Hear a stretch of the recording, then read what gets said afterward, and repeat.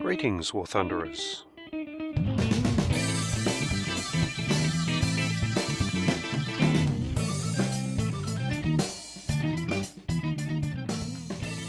This is Longshot with you again with a guide to flying the I-16 Type 5 in arcade.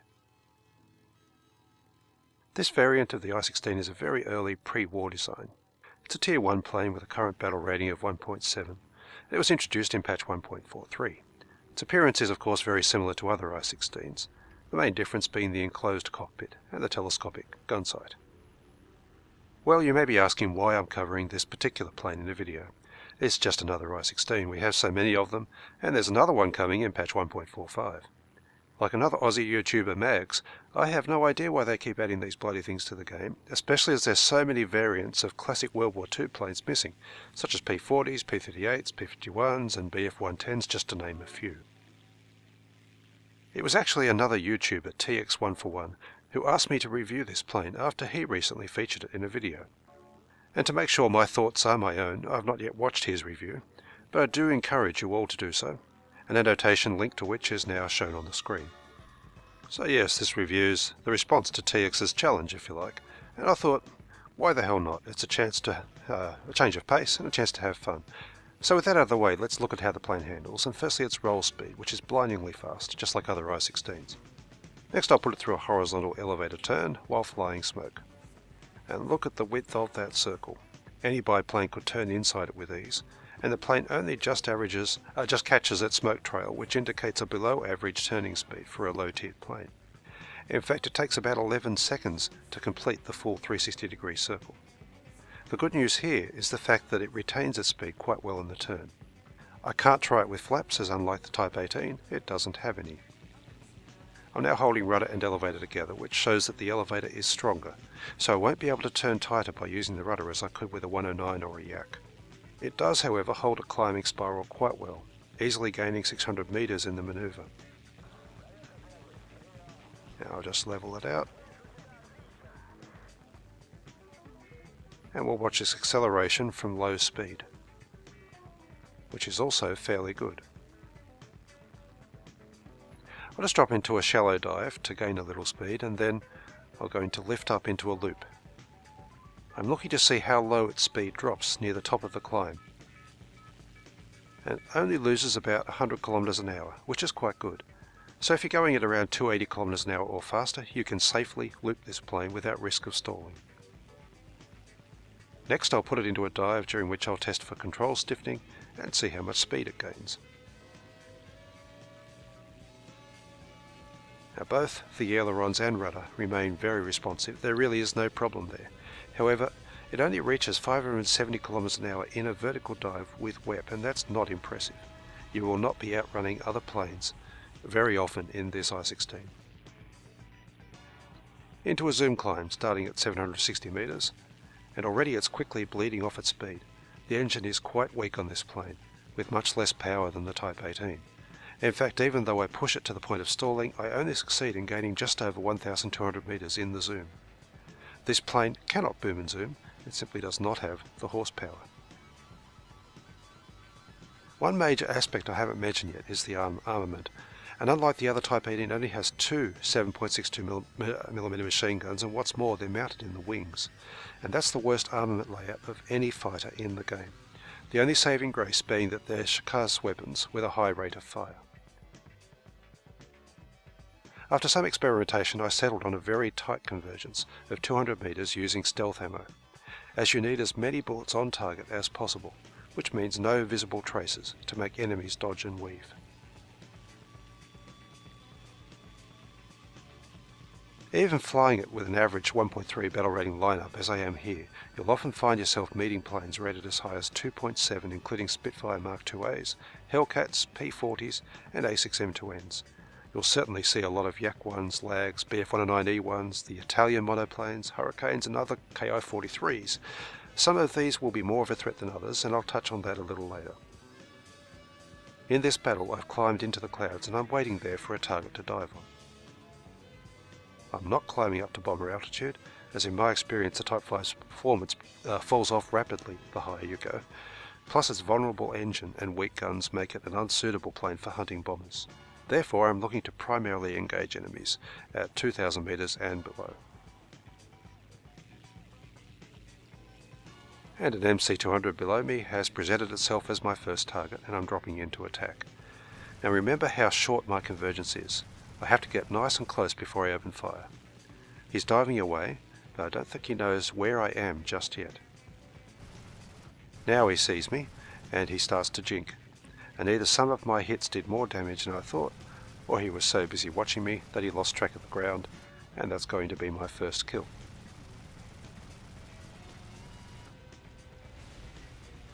Now I realise that I'm on the enemy side of the map, and I quickly turn to run for friendly territory, while I still have some speed from my dive, ducking some rockets as I do so. No one behind me will have the pace to keep up provided I maintain my speed, so I use WEP and a low yo-yo to run down this I-15 that's bothering a friendly HE-51.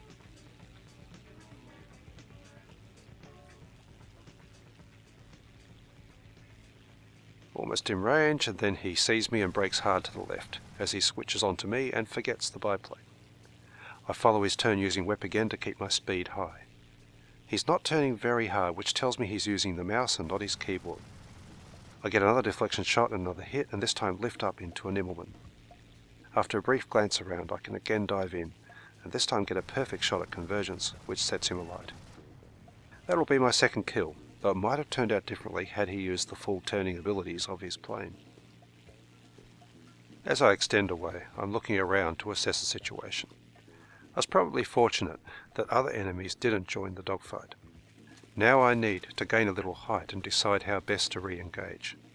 There's the central foible, which looks heavily dominated by the enemy and is close to their spawn, or there's three planes away to the northwest who are farming ground targets. And that's where I choose to go. By the time I arrive, 3 had become 2 after one of them crashed. I dive in to engage. The P-26 sees me coming and breaks off. I ignore him as the angle's better on the lower A5M4. Get a couple of hits there and then extend away. And note again how weak the elevators are. I very nearly bit the dirt coming out of that dive. Okay, it looks like the P-26 is bugging out to the right, which means I can turn to attack the A5M. Now it will easily kill me in a turn fight, but I have a very good energy advantage and I want to use that to nullify the other plane's superior handling. As it turns out, it's still going for ground targets, and I just needed a single pass to light it up, and that's my third kill. And now the P-26 is coming for a head-on, which I quickly duck away from, and then we're into a dogfight. I'm just turning vertically to maximise my speed advantage, using WEP whenever I need to climb or turn, but the pea-shooter seems indecisive, which allows me to easily get guns on him. Now he's turning to run for home, and he's going to resort to flailing around with his mouse, which of course makes him very difficult to hit.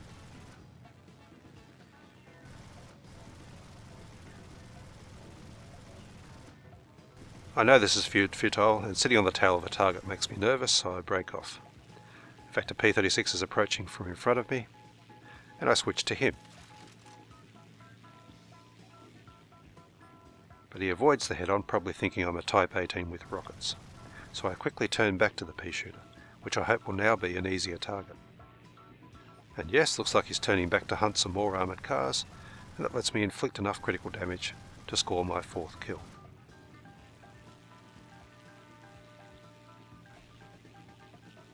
The Hawk is still around, and there's several other targets streaming in as well. I can't quite get a decent shot at the Hawk here. So I extend away and look around and see the Glady right behind me. So I use the considerable speed I'm still carrying to Immelman over. Alright, he's flying away. Then I can switch onto the KI-10, hit him at convergence range at 200 meters, and down he goes. Someone shot at me, so I'm braking hard and I'm looking around, but it was probably friendly fire, as there's suddenly no enemies left in the area.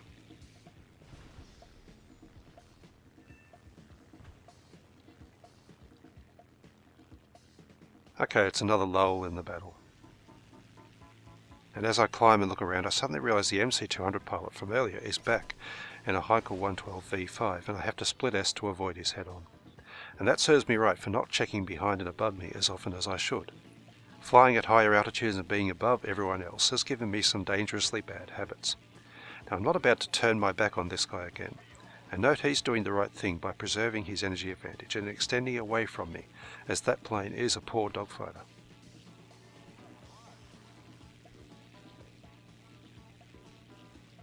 Approaching is another pea shooter and can almost guarantee he's looking for ground target kills.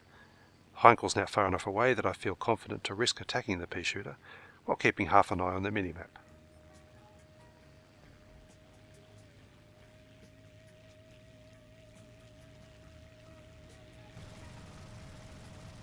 Only a hit, and my speed will carry me past him as we loop over, but I'll pick him up again on the other side.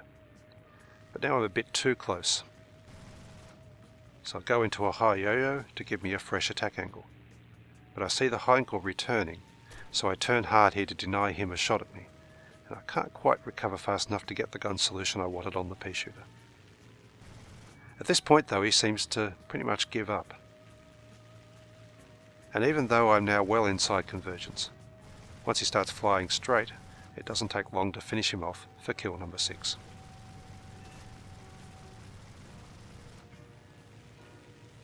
And as he dies, the Heinkel's overshot me with another attempted attacking run. He's flying his plane as he should, using it as a boom and zoomer and refusing to turn fight. So I dive out of my prop hang to avoid stalling, and immediately he's pulled a hammerhead and he's on my tail. And although this guy was only a level 8 when I recorded this, he's flying like a veteran, and I'm sure he'll be a brilliant 109 or 190 pilot in the future. Now I've dodged his pass, and I'm going to work at eating into his energy advantage. Firstly, I'm not climbing after him. I'm flying level and building up a good amount of speed while watching for his next diving attack.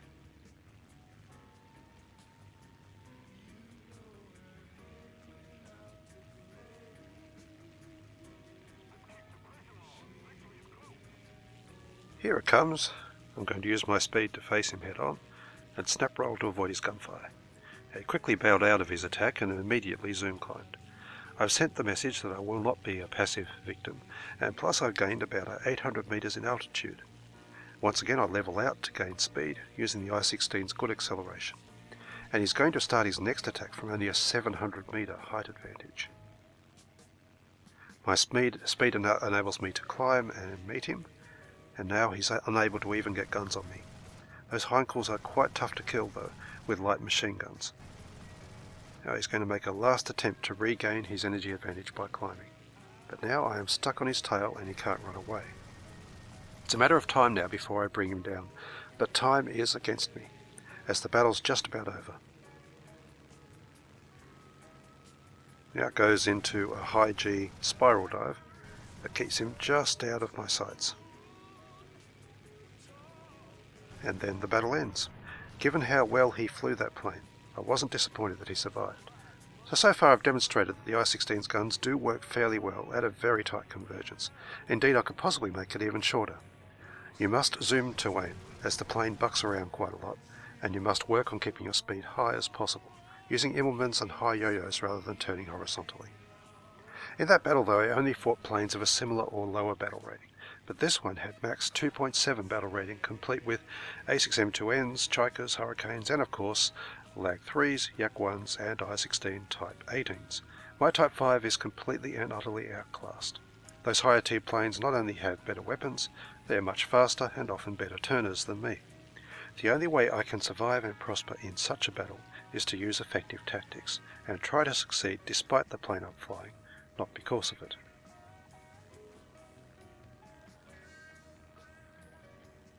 So I've climbed well over the melee below, watching and waiting for the best opportunity to engage.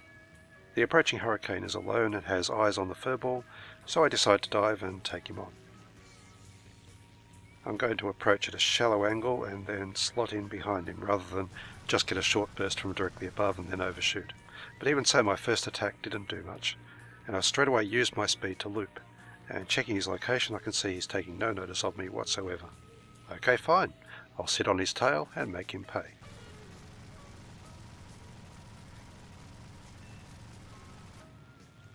And there's more evidence that these guns do work at close range with a short convergence.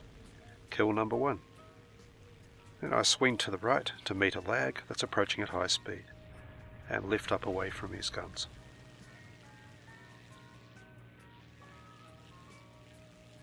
I have a lot more energy than he does though, and he quickly gives up on the idea of trying to fight me, instead diving to attack someone on the runway. That makes it pretty easy for me to just sit on his tail and score a second kill.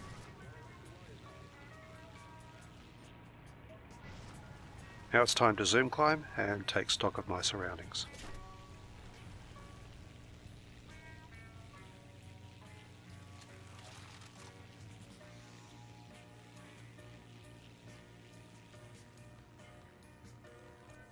There's no enemies higher up, and I only need about 1,000 meters of altitude as a result.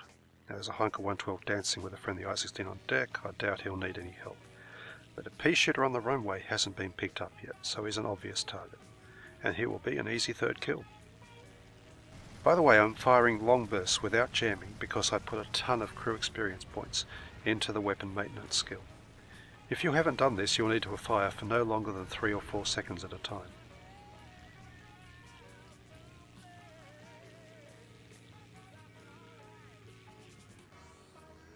The CR-42 is attacking a friendly P-36 to my right, and he won't be able to dogfight it, so he'll probably need my help.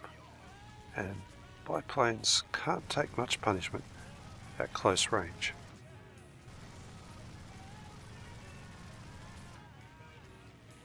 There's a Chiker dancing on the runway, but I can ignore him and go for this prop-hanging Hunker 112, taking a good look around as I do so to avoid getting blindsided while I climb. I'm closing in fairly quickly, so I'm going to open fire at longer range and continue the burst until he's past me, and then I'll slot onto his tail. He has no energy and no chance to escape, but again you can see the poor elevator authority on the Type 5. I'm barely able to maintain a turn inside the 112, which itself is a poor turner.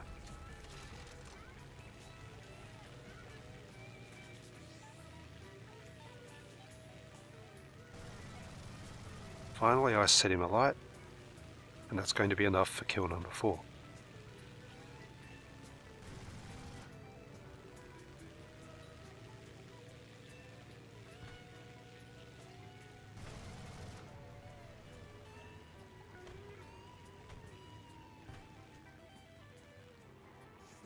There was a brief lull again, and I decided to swoop in from my perch above the runway and take a pea shooter off the tail of a friendly lag.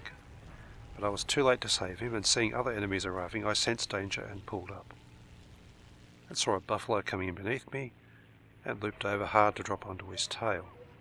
But I was too close, I couldn't follow his turn, so I switched to the lag above me, hitting wep and using low yo-yos to try and maintain my speed, and get away from the buffalo should he try to follow me.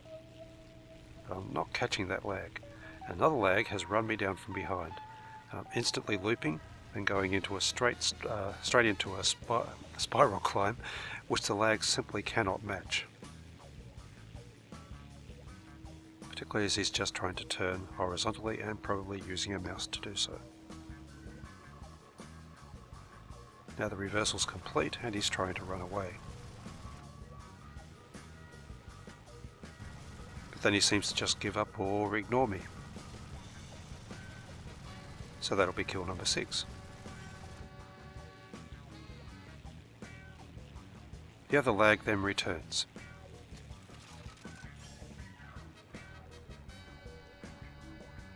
And I have to dodge ahead on.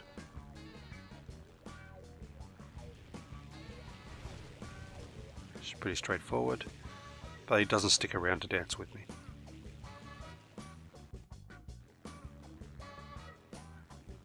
Now the battle's winding down, and I get one last assist before it's over.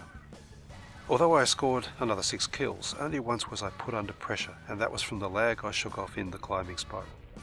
The rest of the time it was a simple matter of taking out planes with inattentive pilots or dodging head-on attacks. The key to fighting higher tiered planes is simply keeping your wits about you, but making no mistake that this Ishak is totally outclassed, and it is only your use of tactics that will allow you to do well. Half the time though, you'll be placed on battles on Ground Strike Stalingrad or Foggy Albion, and these used to be reserved pretty much for light planes, but now it's not uncommon to see planes with a battle rating as high as 2.3. However, even other 1.7 rated planes are often superior to the Type 5, and sometimes present a significant threat. In this battle I climbed at the beginning to give me the option of where to dive and engage, and an enemy G50 has done the same. Seeing me at the same altitude, he's turned to attack me head on, which I avoid with a snap roll. I'm immediately looking to dogfight, as I would with most other monoplanes, but the G50 is a significantly better turner than the Type 5. As you can see, he's outmaneuvering me with ease, and getting guns on me. So I quickly decide to break off and dive into the furball below, spiraling as I do so to throw off his aim.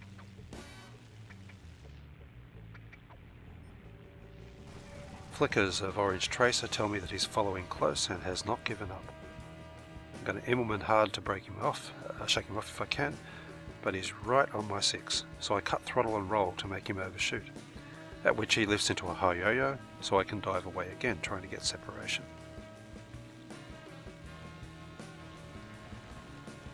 This guy's a very good pilot, but he's made the mistake following me down into friendly territory, and that will cost him. Now I'm lifting my nose, cutting the throttle, and again snap roll to try to force another overshoot, but he's wised up to that, and he's reduced his speed to stay behind me. Next I'll try a series of climbing turns to deny a gun solution and again try for that overshoot, which succeeds this time, and he's forced to dive away. And now we're into a looping battle, which will quickly turn to his advantage due to his superior turn speed. And at this stage I'm wondering what my teammates are doing, as I do need a little help. I can't run from this guy, I can't outfly him. Only desperate defensive maneuvers are keeping me alive. And finally a bunch of blue planes do pick him up, and he's finally swarmed. Take into account that there's 2 models of G50, also 2 MC200s with similar flight characteristics. The A5M4, Ki-43s and Hurricanes and Spitfires, and of course the I-16 Type 18, can all both outrun and outturn you in this way. The Type 5 is indeed the only Russian Tier 1 plane with a battle rating that's too high. In fact, I don't think it's much better overall than the American P-26A 34M2, which has a 50 cal machine gun and is a reserve plane. In my opinion, the Type 5 should also be a reserve. Anyway, here's another game on Foggy Albion, and I'm diving to engage at the start of it. Even though this plane is outclassed at 1.7, that doesn't mean it has an easier time of it in these so-called biplane maps compared to the higher rated maps. The problem is that everything is much more compressed in these battles, which means planes are crowded together and the chance of collisions and being blindsided increases considerably. It also means that you can't risk spending much time on any one plane for long, and that other people with better weapons will also be shooting at your targets, which will make it harder to get kills. On these maps, the Type 5 turns into a bit of an assist machine.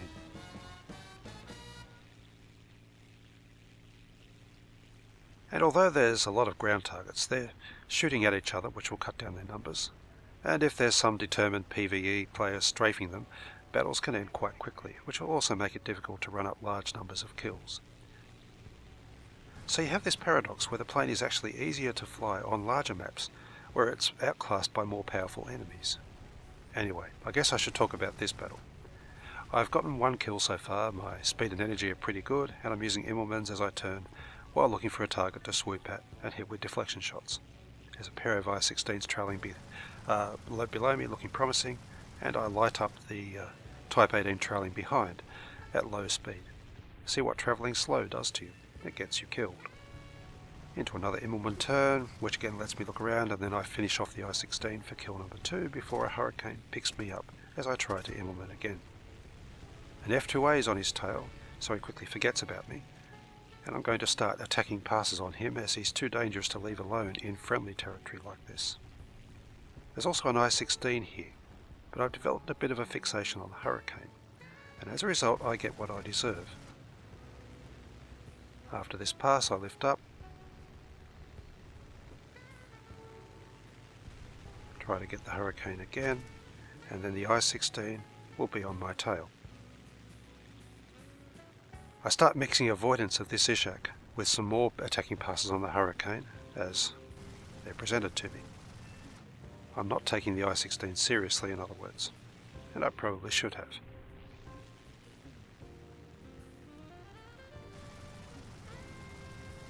But I rather wanted that kill on the Hurricane. Now it's obvious I'm going to have to start avoiding this Ishak before he takes me down. But he's stuck to my tail and help is not coming, so I do forget about the Hurricane at last. I'll see if I can't shake him off me, but I know that he can match anything I can do with ease. My best option is once again the snap roll at 0 throttle.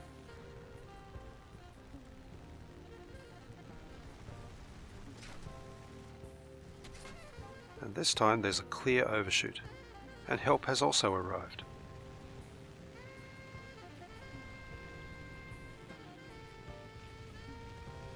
But I have to be careful, as he can still outturn me with ease. There's another case where I really did want the kill, having forced someone off of me.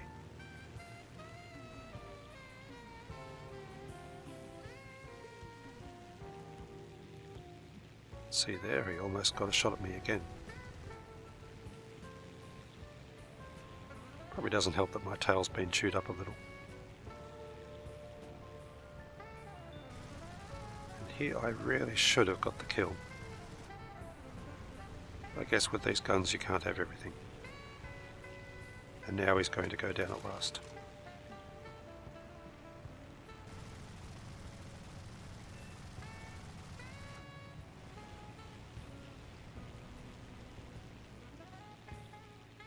Alright, half the ground targets are gone by now, and there's a ton of enemy planes to choose from.